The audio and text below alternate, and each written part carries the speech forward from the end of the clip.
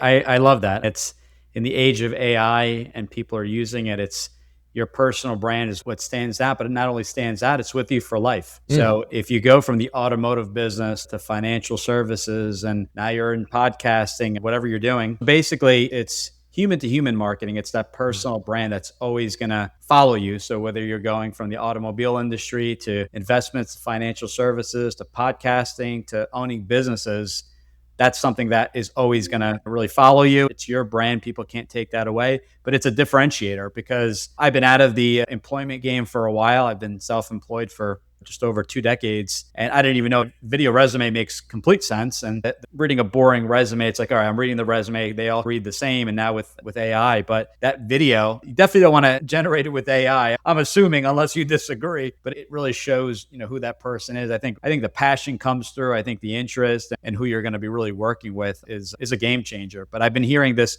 human to human marketing, really Mm. marketing yourself. And that's really what differentiates you and makes you stand out amongst the crowd. I hear that all the time. Absolutely. I had another guy in my mastermind today, and he got lucky. All right. I always ask when they get interviews, I always ask them, hey, where did it come from? Right. Was this an inbound opportunity? Did it find you? Or did you apply online? Did you network? How did you get to it? Are you tracking those things? And he said, this one I found online and I applied and I got a call. I said, all right, you got lucky. And he goes, I did tailor my resume using ChatGPT. So I don't know. I think, and I said, hold on, everybody's doing that. I don't want you to feel like you did anything above and beyond in that scenario. Hey, good job. I'm glad for you. I'm happy for you. Like you got the interview. That's all that matters, right? Like, good job. Right. But you haven't done anything above and beyond. You just did what everyone else is doing right now. Everyone is a perfect candidate. They're 100% matched because they put their resume in ChatGPT. Right now, you're fitting in. You're not standing out. I said, so what I want you to do now is let's take it above and beyond, and let's make sure now that you have the opportunity to interview, let's close the freaking deal. Right? Let's stand out and make sure you are the absolute go-to candidate for this job. Right? Because you got lucky on this one. I want to be honest with you. Like he was, oh, so I'm like, most of the time when you just apply, like it goes nowhere. Crickets. Yeah, you're not hearing anything. How many people applied? They've probably received thousands of Right. submissions for that job. So it's like, all right, what's the standout?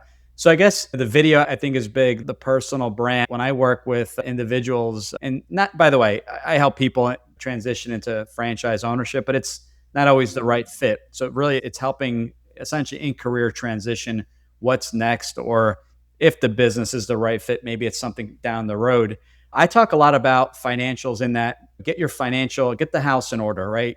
If you're married, is your spouse working? If you're the only income source, I'm working with someone right now that they're just not happy with the industry. The jobs pay really well.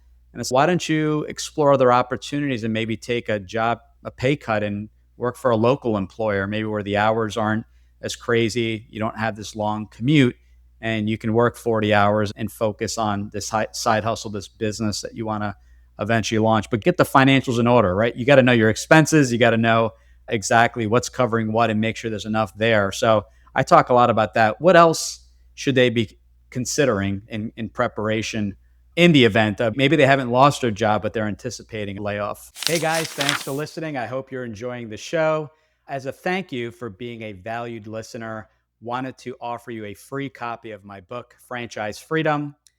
This book was written back in 2020, and it's my exact blueprint in helping you find that perfect franchise.